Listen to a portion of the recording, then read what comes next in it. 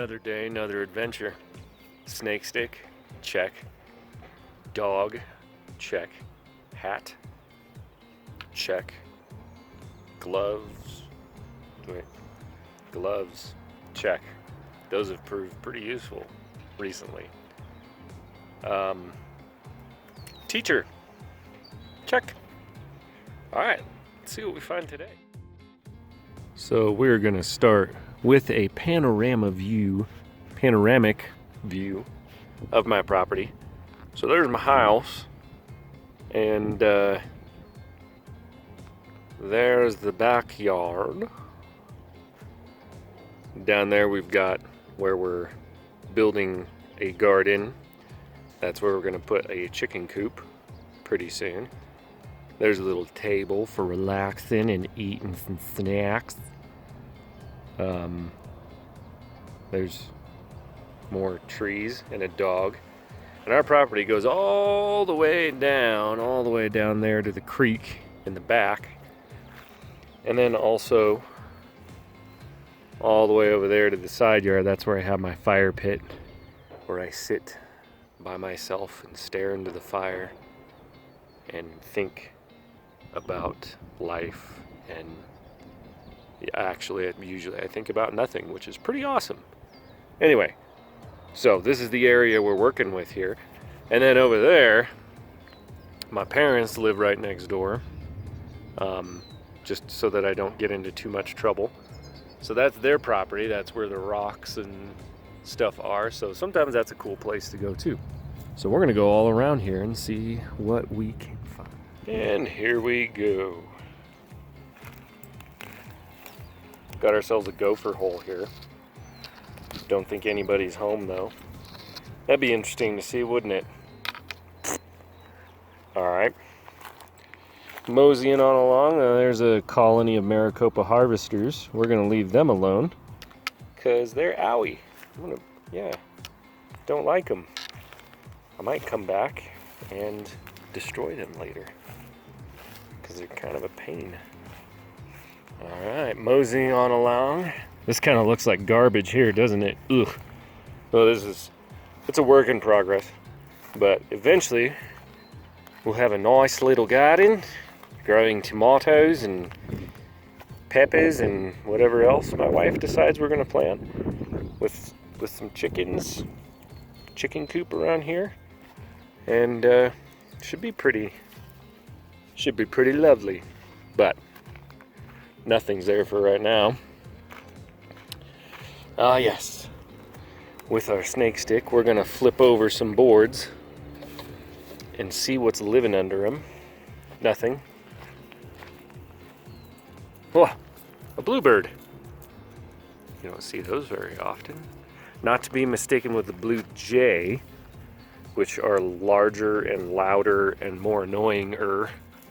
But bluebirds are not as common, and I think they're a lot prettier, less obnoxious. Okay. Hooah! What do we got living under here? Nothing. Nothing. Another darkling beetle. Stinky fellows. Nothing. Nothing. Let's see what we have. Rocks. I knew we would find rocks. If only we looked hard enough.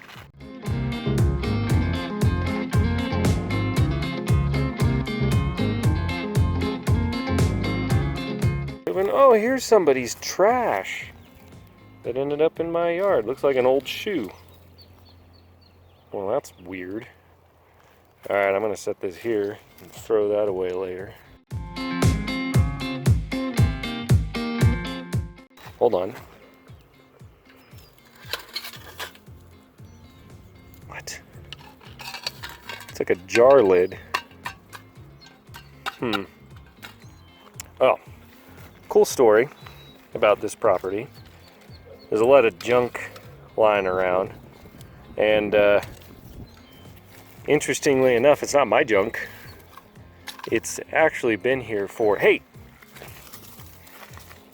Smack that dog, eating more deer poop. Oh, Ew. Something wet just got on my foot. Did it come from that plant? I don't know. Gross. I have to wash my feet now. I wasn't going to wash them until next week, but now I have to wash them today. Ouch. Alright, anyways. Story time, right? So the story is, this place used to be a Chinese mining camp for, it was Chinese immigrants that had come here from China looking for jobs, looking for a better life. And this is one of the camps that they stayed at. And back here was their dump.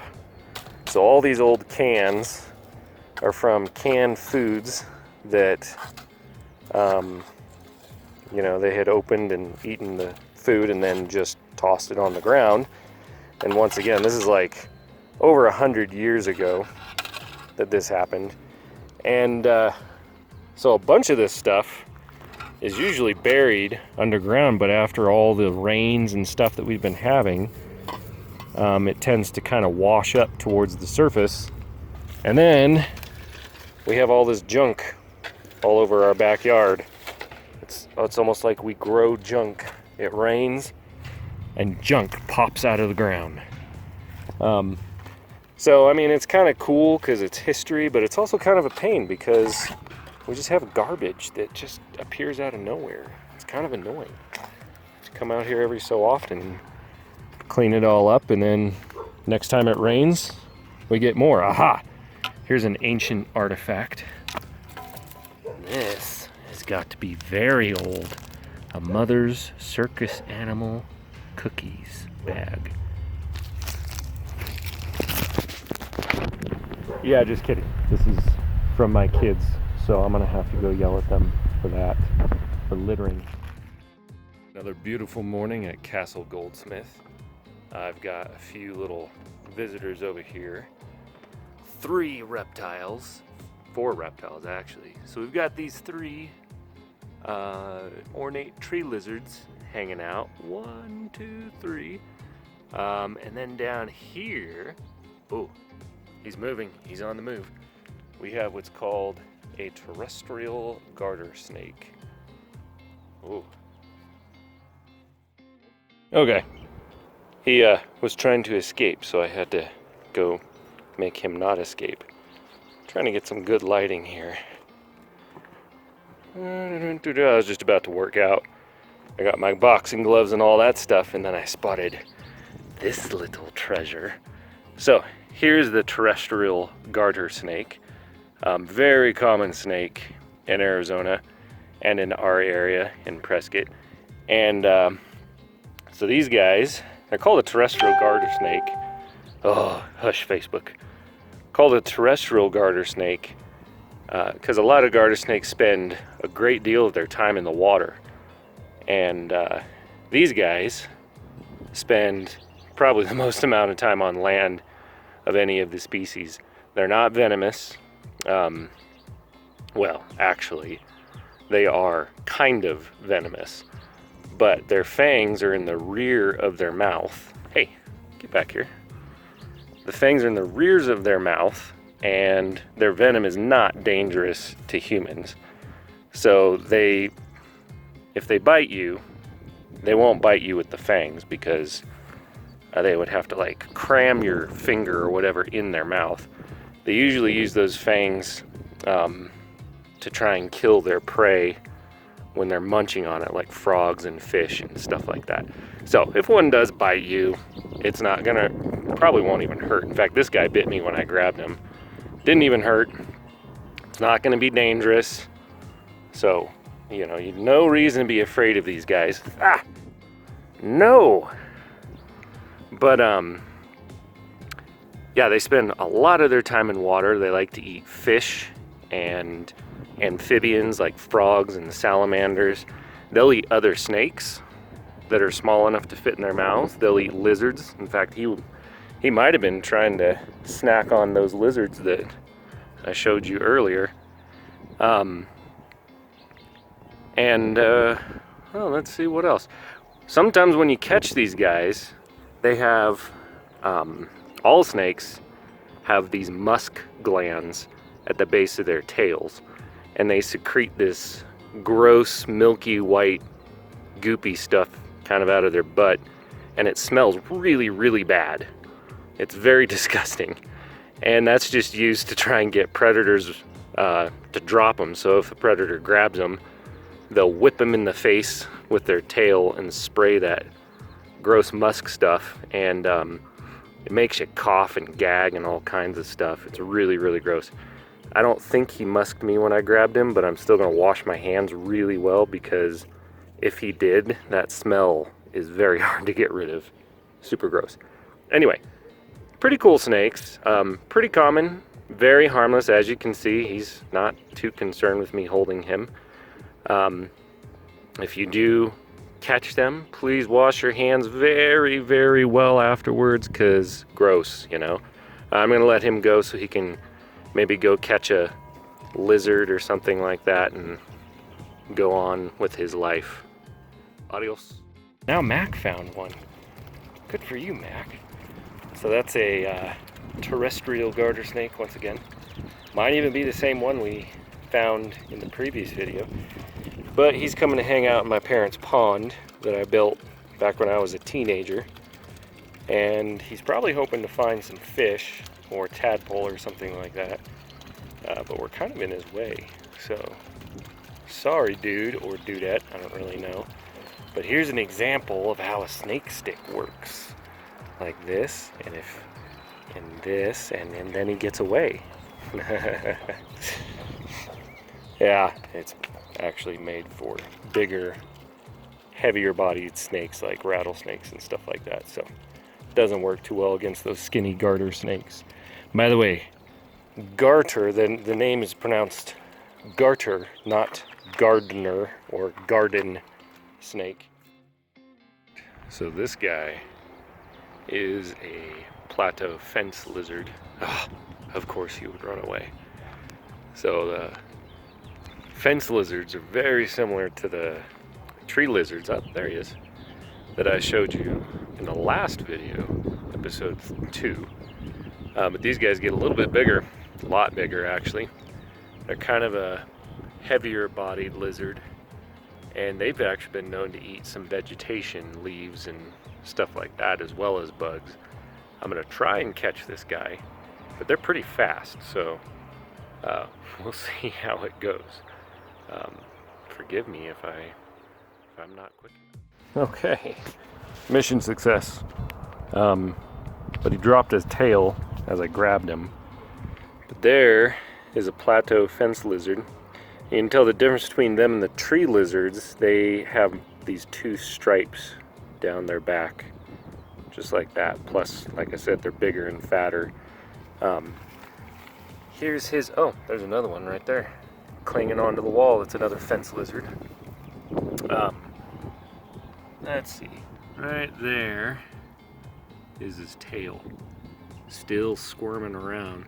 So as soon as I grabbed him, he just dropped it. And they have these little, right there at the edge of their tails, you can almost see there's almost like these little, I won't zoom in, almost like little fingers at the end, and they can open them and just drop the tail, even if you don't touch the tail. And he's trying to poop on me too, that's gross. So they'll drop it, and then the tail keeps wiggling around, hoping that you'll go after that tail and leave the lizard alone. Yeah, I got your friend. Yeah, I'll let him go in just a second. You guys can go play. That actually might be a female. So they might have been on a date. Sorry guys. Sorry for ruining your date, but anyway, so I'll let this guy go. You can go. Good luck. Hey guys, good morning. This is kind of a weird angle. I have to hold this at, so sorry. I filmed this little segment in the morning because if you're interested in finding things like bugs and lizards and snakes and stuff like that, a really good time to find them is right during this time when the sun is just coming up, because lizards and snakes, being cold-blooded, they get their heat from the environment. They get their heat from the sun. So first thing in the morning, they're going to be out basking in the sun, warming their bodies up so that they have the energy to move around and find food and digest that food. So that said, I found another tree lizard, and I know we covered tree lizards in episode 2, but I wanted to point something out about this particular tree lizard. And as you can see, it just so happens to be on a tree. Funny how that worked out, huh? But the cool thing about it is it's very dark. It's much darker than you normally find a tree lizard. And if you remember the last tree lizard, the last video we did, it was much lighter. And the reason for that is they can actually, they can't really control the darkness of their skin. Whoops, there it goes. But when their bodies are cold and they need to get more heat, their scales will actually darken in color to absorb more sunlight, absorb more heat. And then once they get warmer, their skin actually lightens up so it reflects more sunlight and they can stay a little bit cooler. So this guy, first thing in the morning, came out on this tree to stretch out, and he's nice and dark, as you can see. He's still warming up, still waking up too. Let's see if I can pet him. Nope. He's awake enough to not let me do that. So anyways, that's something very fascinating about reptiles. A lot of snakes can do it, a lot of lizards can do it, and they don't really control it necessarily, but it's kind of like your pupils of your eyes. When it's dark, your pupils expand because they want to let in more light. And then, of course, when it's bright outside or you shine a light, they go and they shrink down to limit the amount of light that comes in. And it's the same with them. They don't necessarily do it on purpose or consciously. It's just something that kind of happens to help them regulate their body temperature. Pretty cool. Science! More critters. I found something especially scary. For a lot of us, it's a pretty scary animal.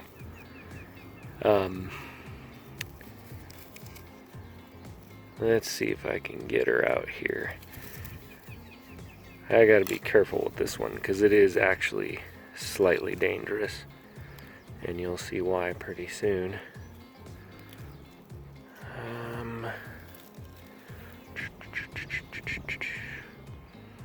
Well, she's right there. Trying to get her out without hurting her, and also, without hurting me. There it is. Oh, yeah. So, this is a black widow spider, and I do not encourage you to play with these or mess around with them. So their venom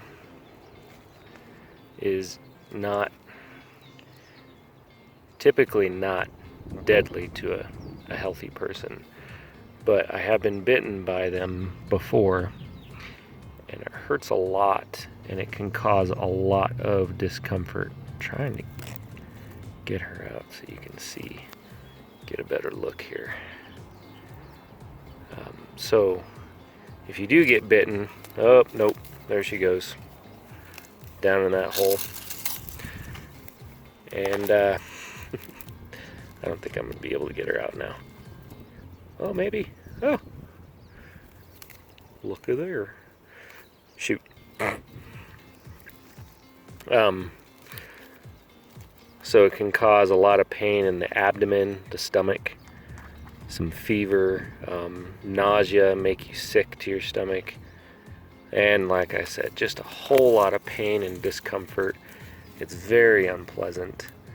And so for people that have health problems, it can be even more serious, cause heart problems and stuff like that. Oh, let me see here. I don't know if you can see this girl or not. Nope.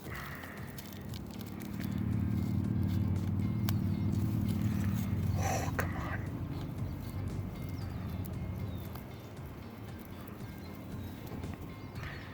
There. Yes, the black widow spider. Yes, I've got my trusty gloves on, so I'm not terribly worried about getting bit, and they're not a very aggressive spider anyway.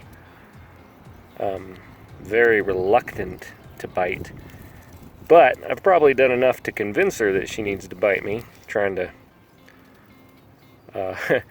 poke her around and all that. I'm trying to get a view of the underbelly. They have that, like a red hourglass pattern that shows that they are a black widow, and yeah, she's not cooperating. But anyway, almost dropped that phone there. So they are considered a very scary spider, and it's understandable. You do not want to get bit by them. Chances are, if you do get bit by them, it's going to be very uncomfortable for you for a while. I'm not exactly sure how this is going to work, but we're going to give it a shot. So there's a hawk down here in one of my trees. See if I can zoom in to where you can see it. Hey, you can kind of see it. It's pretty fuzzy though. Let's see if I can get closer. If I get too close, it's going to fly away. Oh, wow. Now that is very cool. I'm not really an expert on raptors, birds of prey, so I might have to actually look up what kind of hawk this is. Or it might be an osprey or something like that. But super cool. Let's see how close we can get. Hopefully it doesn't tear my face off. You know. Safety.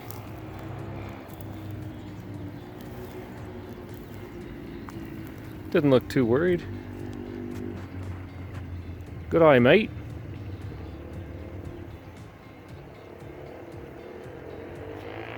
What's good, mate?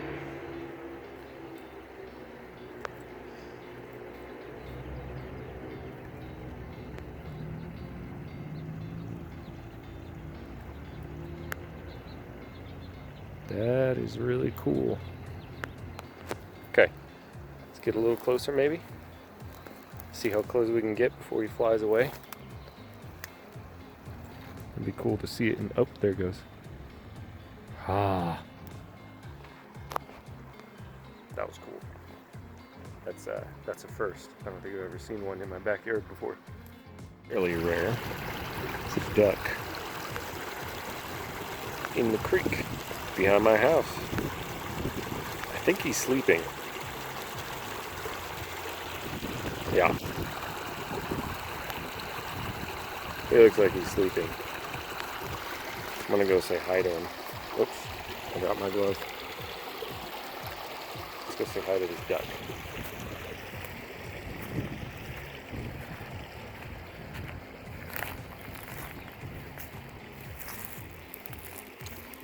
Psst, duck.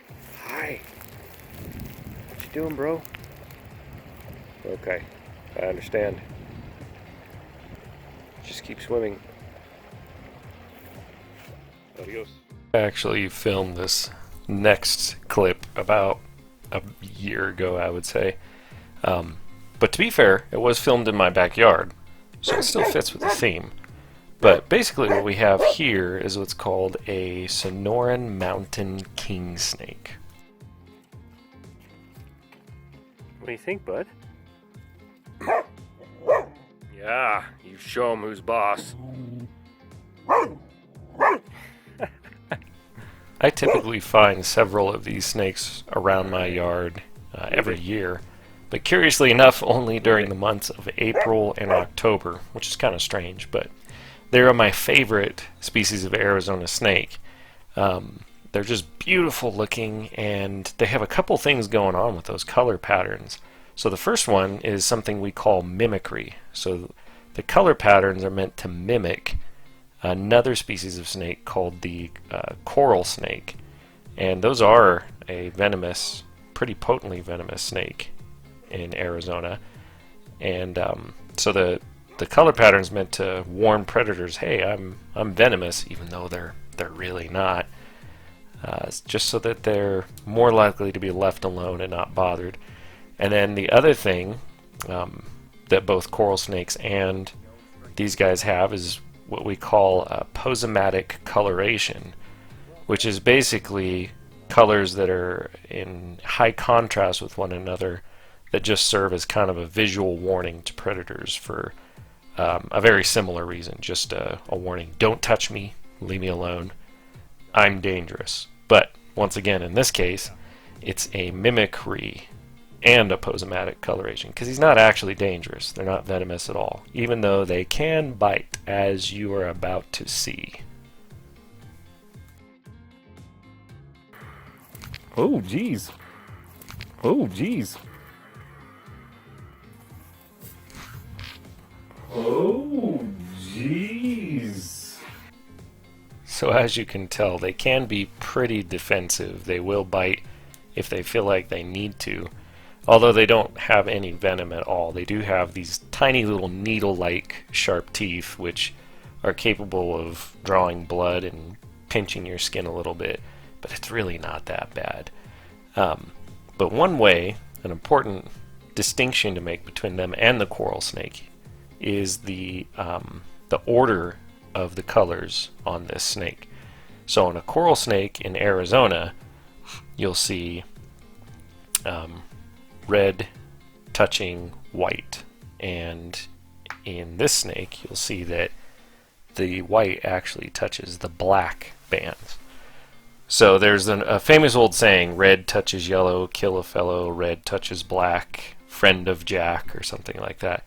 And that works for the most part in North America, but in Arizona, of course, both the coral snakes and the mountain king snakes have a white band instead of a yellow band. So just an important distinction to make.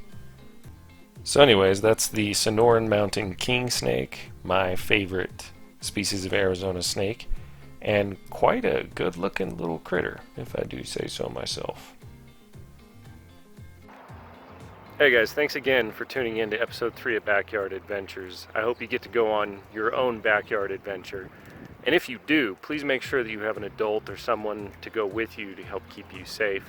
And if you do see some awesome critters, which I hope you do, please make sure that you observe them and admire them from a distance. But don't touch anything or pick up anything unless you are absolutely 100% certain what it is and if it is safe or not. But when in doubt, leave it alone. Take a picture, take a video, and just enjoy it where it is. Stay safe, guys, and we'll see you soon.